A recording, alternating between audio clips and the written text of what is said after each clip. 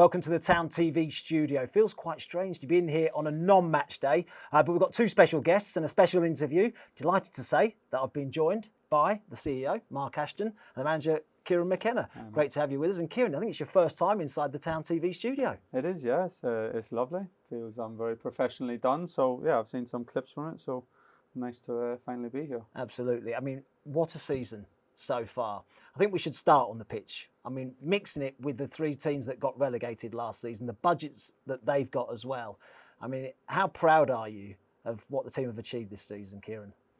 Yeah, we're very proud. You know, up until this point, I think it's been fantastic. I think you'd have to say, not just, of course, the points total and the position in the table, sort of reflects that. But for me, how we've gone about it, the performances, the football we've played, the excitement of the games, especially here at Portman Road, the way the players have stuck together, the attitude, the effort, the comebacks. It's been really exciting, and I think the players have loved it to this point. The supporters have loved it, and we're having a really good season.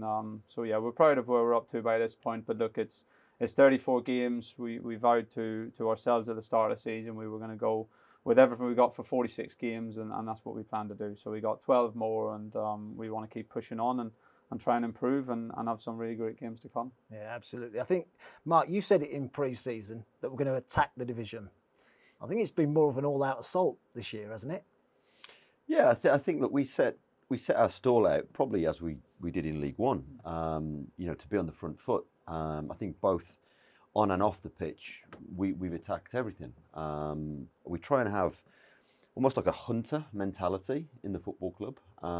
We know that there is supposedly bigger clubs, bigger budgets than us, but we focus on being the very best version of us we can be. So when we sat down and we started to talk about recruitment in the summer, we had the pre-season tour. I remember having the interview with you that you're talking about attacking the division. I think everyone on and off the pitch have done that. And I think KIERAN, the staff, the players, everyone associated with the team, again, thus far have done the club and its fan base, really proud. Yeah, absolutely. KIERAN, I think you wanted to improve the pitch, and there was a big investment in the summer. And how big a part do you think the pitch has been this year? Because it's been an excellent surface, hasn't it? Yeah, that's definitely helped, and I think that was a fantastic investment from the football club. And the home record was really good last year. We have a fantastic stadium, fantastic supporters base, but the surface with the lack of investment over so many years was hard to maintain, and the groundsman and everyone did a fantastic job last year to maintain that pitch as well as they possibly could. But it was time for a modern surface, and again, I think we're really grateful for that investment, because it's things like that maybe don't stand out in terms of an investment as much as some other things can, but it's been very important. It's a big part of our playing style. I think it's for sure one of the best surfaces in the division now, if not the best, and it's been a big part of us being able to implement our philosophy of how we want to play. We're almost through the back of the winter. It's withstood the weather and the games as well, and still stayed pretty true, or really true. So it's been excellent, and yeah, it's been big for us this year. It'll be big for us next year, and I think it'll be a great surface for the players to play on and the fans to come and watch football for years to come. Yeah, another thing that's been big for us has been the bench. It was a stat that had you beaming last week. I think 20 of the 80 goals that we've scored have been from substitutes. I mean, how pleased are you with that stat, first of all? And also, how difficult has it been to keep the squad harmonious? Because it must be difficult leaving some of the players out at times.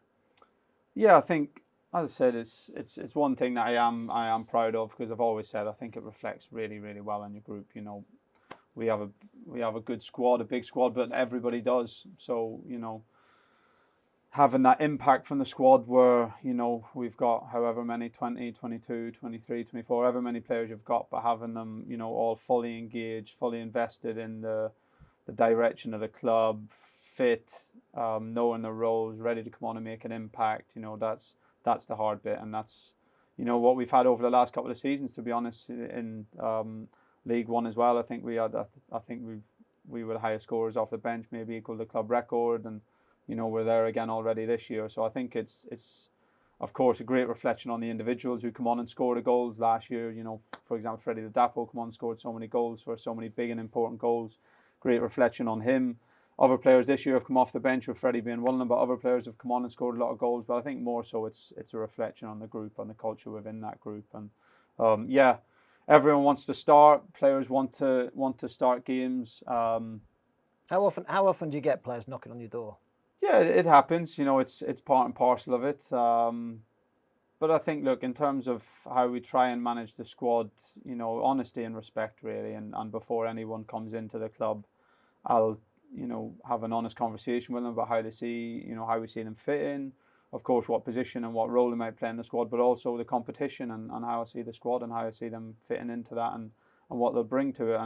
And we have those conversations ongoing with all the players, not just myself, but, you know, the other staff as well. And, you know, when you do that, you'd like to think that all the players have got a pretty fair idea of, you know, their importance within the squad and what they're contributing and what we need from them. And we try and maintain that. And, you know, the dressing room is really good as well, I have to say. I've said it before, but, you know, we've got a leadership group and we've got leaders within the dressing room who do a fantastic job of managing the group. We got senior players who do a fantastic job of managing the group. We've got really good, you know, characters in the building. We've recruited good people, and you know, those good people are led by, you know, really good leaders, not just from the coaching staff, but also within that playing group. So I think is it driven mainly by the players then? A lot of things are driven by the players at this stage, yeah, and that's where, you know, where you want to be when you're, for myself, 2 years into the job, that, you know, if every issue has to come across your desk, if every issue has to come across your door,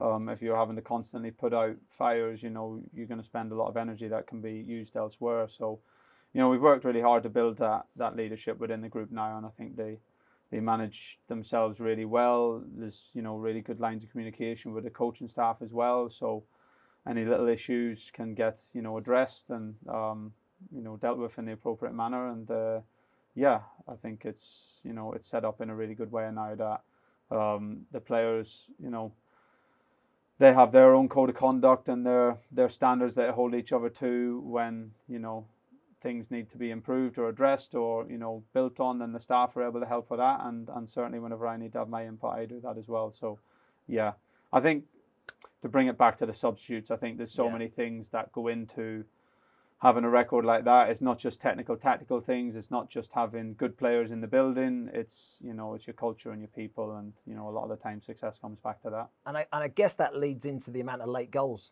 that we've scored as well. I think 12 points we've won after the 75th minute, that is. What do you put that down to? Is it the fitness levels? Is it the rotation? Is it the fact that you've been able to go to your bench and you've got fresh legs coming on? Yeah, again, it's a multitude of things, really. Some of them, cultural and you know, how engaged those substitutes are, because you know what it's like. Sometimes you can have, you know, it's 8 substitutes nowadays, 4 of them maybe not dialed into the game, but I think everyone on our bench knows that they can have a big impact on the game ahead and are willing to make that impact. So yeah, it's having people in the right places. Of course, tactically, we try and have a plan. We, you know, prepare before the game for what we want to finish like, what it'll look like if we're chasing the game, what people go into what positions, what, you know, shape changes or adjustments we might need to make. We prepare that for all the different scenarios in the game. Fitness, of course, a big part of it. I think, you know, it's something that I'm really proud of, and big credit to all the staff at Portman Road and to the players, because, you know, I won't go into the details, but it's an incredible, you know, majority of our games this year that we've outrun the opposition on almost every parameter. So when you consider that, you know, the step up from League One to the Championship is really big. And I think I said in pre-season, the Championship's one of the most physically intense leagues in Europe. So to be, you know, coming out on top on nearly all the physical parameters every week, that's a great reflection on the group. Is the team selection affected by the players' numbers in terms of their fitness levels as well, and the distances that they're travelling in games? Yeah, I think it always has an impact. It's not the only factor, of course. Yeah, I think from the start of the game, of course, there's certain physical qualities that you want in the team, and we recruit for those as part of our recruitment process now, as part of our selections, to, you know what we need from different roles and have players who can bring that physical output first of all. And then, of course, there's the fatigue element, and there's the distances that the players are covering when games come thick and fast, and, you know, the testing that the club do on recovery. That, of course, comes into selection for when we may need to rotate or how early we might need to use a substitute. So all these things come into it, and yeah, I think that's a big part of why we're physically doing really well in games, and why that leads to late goals. But again, these things are down to so much good work from so many people at the training ground. And you added to the squad in January. Must have been delighted with the recruitment in what was actually a difficult window as well, a quiet January transfer window, wasn't it? Yeah. I think look, the club worked really, really hard, and as always, the communication starts from one window. When one window closes, the communication starts for the next one. So, there was a lot of hard work done by lots of people. Of course, you're always waiting to see how the season's progression, how we went with a really consistent squad from last season, so how players adapt to the level, to constantly judge what the requirements would be. Injuries can change that, of course, which can change the requirements in January. But no, we felt like we did some good business. We tried as much as possible again to stick to the model of the club, stick to the model that we've agreed on, and that's predominantly signing young and hungry and athletic and technical players that we can sign, but that can come here and prove and develop. And Ali Al-Hamadi would be an example of that type of profile. But on top of that, we were pragmatic in terms of looking at the division, the needs of the team, where we can improve and where we need to strengthen. And Kiefer, of course, an example of someone who fit into that category, an experienced player who doesn't sit in that normal recruitment bracket, but we need to have that balance of experience, of physicality. The George Hurst injury as well would have played a part in that. Yeah, so all those things you take into factor, and of course Kiefer has made a great impact, and then Jeremy and Travis as well, who've got experience in the division. Lewis, a lot of experience. Jeremy, a few months playing at West Brom, but both were up to speed with the division, and two players who we thought were ready to come in and have an impact. And in January, that's really important, players who can come in and hit the ground running. And the four that we brought in have managed to do that. And on the money side, how did financial fair play shape the transfer window? Was it difficult to get deals done because of financial fair play? Yeah, I think that certainly had an impact across the board. Kieran's just said it. We were really focused on what we wanted to do from the summer window. That changes when a George Hurst gets injured. But it was, I think if you look at it nationally across all the divisions, it was a dry window. And that's not necessarily clubs not having the cash, but them being up against, financial fair play limits, whether that's P&S or SCMP in Leagues 1 and 2. So, yeah, you didn't see much movement. And I think when you didn't see much movement in the Premier League, that didn't cascade down into the Championship. It meant that there were markets weren't there that were normally there to trade into. So, there were players that you would inquire about that we've been looking at for a while. And it wasn't that you couldn't do a deal on those players, but not necessarily that club couldn't get a replacement in, which again affected the food chain. So you couldn't conclude the deals.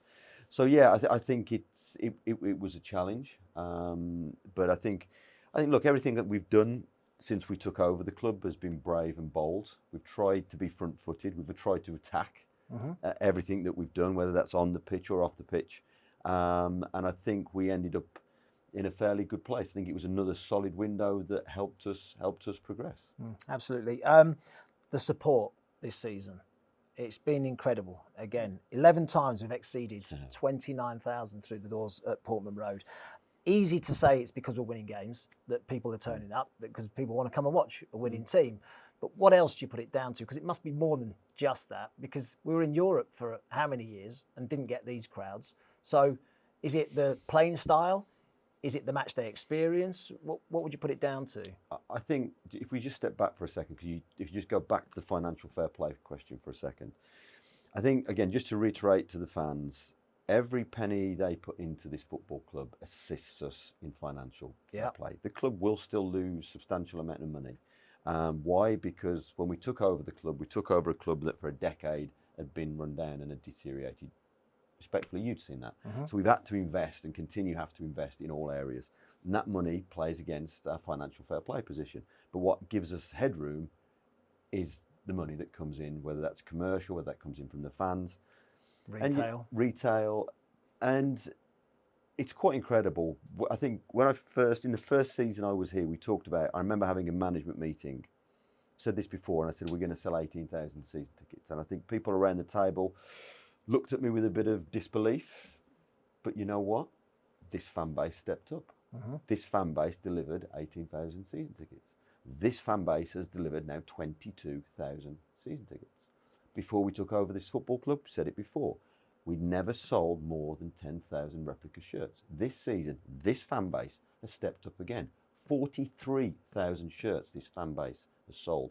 We will have record numbers in commercial. We will have record numbers in retail. We will have record numbers in conference, events, hospitality. This fan base has stepped up every time we have asked, and I couldn't be prouder. Must give you great pleasure to drive around Ipswich and see all the kids in Ipswich shirts.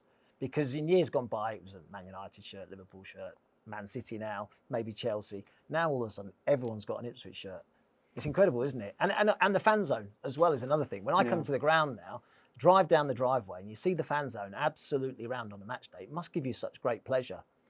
Yeah, it's fantastic, feeling the atmosphere around the town, really. Of course, we're living in Ipswich, kids are in school. My brother's joined the university in Ipswich as well, so he fills me in on the social scenes, which I don't get to see too much of, thankfully. So just to feel the buzz around the town's fantastic. Whether that's bringing my daughter to something or bringing my son to his football practice, everyone wants to talk about the games. Seems like everyone was at the game, and we can tell you where they were sitting, what they thought when the goal went in, what they thought when they scored. Ipswich shirts everywhere, kids wanting to ask about this player or that player. And there's just such a wonderful buzz around the football club. And, I can't comment on it before because I didn't see it, but it's how I think we'd all want it to be. It's a one club county. Ipswich Town is the heartbeat of Suffolk. And for the people to be so behind it, for the club to be stepping up and provide them with a good product to get behind, and like Mark said, for the supporters to be stepping up and more than playing their part, it's fantastic, and it's great to see and great to be a part of. Yeah, it's a real buzzing. I mean, just seen an image actually of when the bus arrived, or when you were walking down for the Norwich game. I mean, incredible. Yeah. For me, Kieran's experience European nights with top Premier League clubs, it gave me that impression, and it just showed the passion and the size of this football club and what the future could hold. I mean, those scenes, I don't know what it was like for you on the bus, but us standing there watching it off the bus, it was just incredible. Yeah. No, it was amazing. I say it's twice now we've had that, and I haven't seen it at different football clubs and different entries. I don't think I've seen two better than those, to be honest. The passion as we come in and the atmosphere, and it's been great times to be part of it, and hopefully some more ahead. Absolutely, we're very much a community club, and the foundation continues to grow. Dan Palfrey has been named head of foundation. Yep. Can you talk about his role, his impact on the foundation? Yeah, I think Dan's a person who's been at the football club a long time, and we have brought staff in, whether that's players, management, heads of departments from other clubs, other areas, but we also have a group of staff who are developing from within. Dan's one of those. He's actually now formally the director of the foundation, which gives him serious responsibilities. He works with a group of trustees, of which you are one. Connor Chaplin's one, Natasha Thomas is one. And we've got some fantastic people on that board of trustees who work passionately for the football club, the likes of Peter Over, Andrew Stevens, who really care about this football club. And again, big thank you to the likes of Peter, because he's just a great supporter of everything we do. But Dan's now delivering activities to 9,000 different children and families per week in the Ipswich and Suffolk area. It's incredible. Whether we're dealing with health, whether we're dealing with education, whether we're dealing with social inclusion, whether we're dealing with the Dementia Cafe on a Thursday here at Portman Road, we are delivering wide-ranging activities to the local community. Yes, it has benefits for the club, but you know what, Matt? It's just the right thing to do. This football club will be here long after we are all gone, and I'm so proud of them. What are the immediate and long-term goals of the foundation? Where do you see the foundation getting to? I think it's one of the areas of the club that you shouldn't put a ceiling on. They've just moved into new offices just over the road from Portman Road because we needed to give them more space and they needed a professional environment.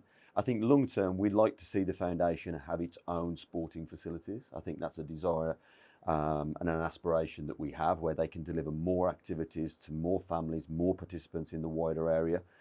Because the more we do that, the more we can use this fantastic brand that is Ipswich Town Football Club to motivate and engage its community. That helps us grow the fan base, it helps us engage people with the football club, but also some of those people don't come and watch the games. No. But it's still the right thing to do, engage. The community ultimately owns this football club. Yeah, absolutely. We've already mentioned the playing surface, but there's always something going on at Port Road. You've always got a project, you've always got something that's next. So what is it? What's the next plan? Yeah, you are right. My office seems to eat time. You come in the morning, and I know what you like at the training ground. Before you believe it, you're going home and it's 6-7 o'clock. So look, there's going to be some further infrastructure projects at the stadium. The pitch has been good, but they always told us the second and third year of the pitch it would be great. So I think we've got more work to do there. I think we saw that actually at the start of the season, didn't we? You could see week by week it was getting better and better. And I think there'll be infrastructure projects at the stadium. We've got some work to do on the west stand to potentially complete the box level to give us some more space. But I think over the next probably 2 or 3 weeks, you're going to see some additional announcements coming out of the football club, particularly in relation to the training ground. That is probably the next biggest project that we've had. So where are we? Where are we with the training ground then? We've got initial designs now in place. Kieran's had a quick look at those. We'll be presenting those to the players probably in the next 7 to 10 days. Kieran then gets to get his hand on the designs and tweak and turn and play with manager's office. And then we'll go into a planning process and we'll look to progress. But that's going to be a huge program of development for us. Have you got a time scale on it? Or? Yeah, I think, look, if everything went well, I'd like to be on site as soon as we're through planning, and I'd like to get through planning this summer. The 3 pitches are up and running, so that's an advantage. We haven't got to wait for the pitches to be built. They'll get better this summer and be better again for next season. But the building is key, because we need to give Kieran and the staff a professional environment.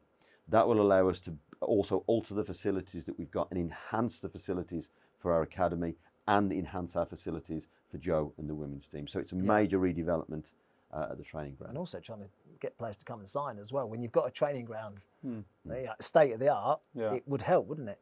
Yeah, it helps. I think the club have done everything they can really with the existing buildings and infrastructure to get them as as presentable as they can be, and to utilise the space as well as you can, and you can, the atmosphere at the training ground couldn't be better. I think the work and practice inside the training ground are fantastic. The people are fantastic, and that goes a long way. But also certainly when you get to a certain level, having top class facilities, that can be a big part of recruiting players, a big part of retaining your best players, and growing your football team, your football club as well.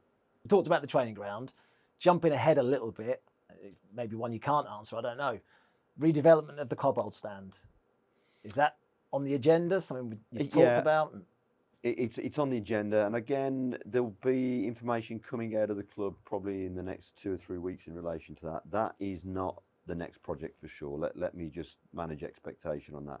We are working with architects, we're working with the local authority on a scale and bulk on what that stand would need to look like, and we're pretty much down the line on that. But that would not be an imminent build project. We've got other projects that sit well ahead of that. But yeah, it's something that's certainly on our horizon, and again, there's a lot of work going into that. What are the other projects ahead of that then? Well, apart from the training ground, a lot of it is people projects. Okay. We've got a new head of marketing in the football club, and we are seeing incredible record-breaking numbers right throughout the football club. But the challenge is, we talk about this hunter and this attack mentality. If we rest on our laurels and we sit back, other clubs will move past us really quickly. The minute you think you've got this industry beaten, she kicks you in the bum. And we have to be ahead. So, we're planning ticketing, we're planning retail, we're planning kits 2 years out. We're looking at the office space because we were running out of office space in the stadium. How do we develop the foundation and take that forward? So there's a multitude of projects here at Portman Road, and that's before you get to the design build of the training ground, player recruitment, coaches, taking that forward. It's we were talking about it earlier. There's never a minute. No. One thing that is going leaps and bounds is the Ipswich Town women's team. You mentioned Joe Sheehan there and the facilities that you want to improve for the women. But you've announced a fixture at Portman Road, Chatham Town, Saturday the 23rd of March. How important is that for the development of the women's game and taking the women's team forward? I think it's really important. We always made the commitment that once the pitch is done and the pitch was settled, that we would bring some of the women's games here. And as Joe and Natasha and some of the players kept reminding me when. So this was really the first window of opportunity that we had. I think Joe's probably been frustrated with a couple of the results he's had recently. But ultimately our first aim with the women's team is to get them out of the division they're in and stabilised into the championship. That is the plan. And we sit down with Joe. We've increased the budget again this season. I'm sure the same will happen again next season. But again, the women's team do us credit both on and off the pitch. Yeah, and we've seen her game too, and we've had the women in the studio, Natasha Thomas, Maria Boswell, absolutely. And Joe Sheehan's been in here. And they're close to you as well, aren't they? You have a really close relationship with Joe Sheehan, don't you? Yeah, the interactions are really good. That's the benefit of the smaller, more compact training ground we have at the moment. The interactions are daily, and both sets of players get on well and staff get on well, and try and interact and help out wherever we can. Town TV, we're in the studio. Your first visit, Ed Sheeran's been in before you. Incredible. How pleased are you with the numbers that have been watching Town TV? And I think look, Marcus, yourself, the team that have built this from dust. You can remember none of this was here at the end of last season. Nothing was here. So to build the technology, the infrastructure, there's been some glitches on the way through. There always was going to be, but the numbers that we've been delivering, the quality of the product, I don't get to see it that much because I'm at the majority of the games. I wasn't at the Swansea game, so I got to watch it. I just think the product's fantastic, and I believe it will go from strength to strength. And I see what it also gives is the fans an opportunity to see more in-depth interviews, when they're at the training ground, when they're with the foundation, when they win the women's team, see a little bit more about the magic that goes on behind the scenes. And I think Marcus and his team, yourself and your colleagues who present, have been just fantastic. You might not watch many games, but the owners will be, won't they? How pleased are they with the progress that they've seen on the pitch this season? Really, really pleased. We're in communication all the time. The wrinkles and the grey hair. I'm doing a lot more travelling, so I'm backwards and forwards. I'm trying to cut the grey out to the US. I was telling Kieran I was there 10 days ago, and I was in a meeting and the Rotherham game was on. When we conceded it, I just shut the iPad. That was it, done. I just couldn't handle it. But no, they're fantastic. Ed Schwartz plays a real lead role in this. ORG representing Mark Steed and the pension fund. Brett Burke and the Three Lions and Mark Detmer are consistently in touch. They'll be here again for the Sheffield game. Okay. So the communication is on. They're the first people on the phone directly after the game. Fantastically supportive as the business plan. And I go back to one of the fantastic things that they do for myself and for Kieran is give us the oxygen.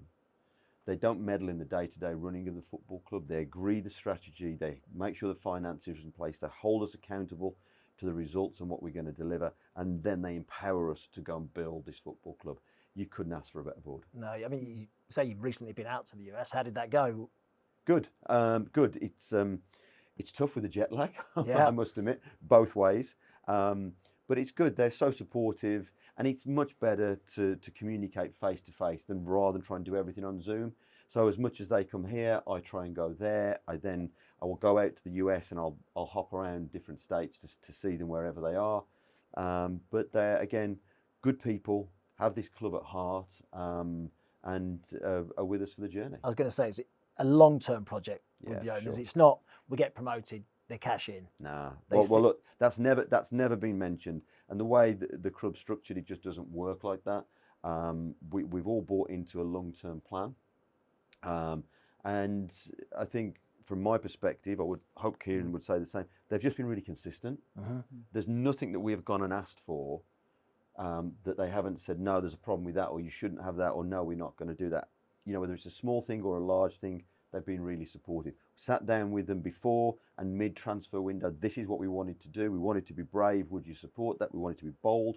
Would you support that? Mark, get on with it. Fantastic. No, brilliant. Worst case scenario, we don't get promoted. 12 games to go, in a great position. How does that alter the plans if we don't go up? Does it change much? I don't think it does. I think No? we have a model of operation. We need to become better at it. We need to be more effective, and we just need to be relentless. You know, Rome wasn't built in a day. We have gone on an incredible trajectory of improvement across all areas of the club since this ownership group took over.